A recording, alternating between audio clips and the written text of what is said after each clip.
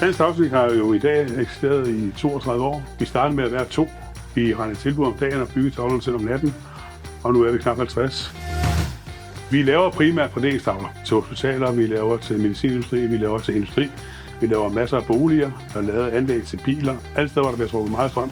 Kraftfordeling, det er vores hjemmebane. Historisk har vi brugt Schneider fra start af. Det var vores første leverandør, og det er stadigvæk vores primære leverandør af komponenter, fordi de er på lager hos grossisterne, de er kendte i markedet, og det er gode komponenter, der fungerer godt for os. Man behøver ikke diskutere kvaliteten, den er også kendt. I mange års samarbejde har jo givet gode relationer, og dermed har vi nemmere ved at finde ud af tingene. Vi kan ringe ind til venner i huset og få svar på ting og sager. Det kan være helt banale ting, som hvordan kan man sætte ting og sager sammen, hvordan kan man lave sin backup, hvornår kan man få sensitiviteten, hvornår kan vi få den.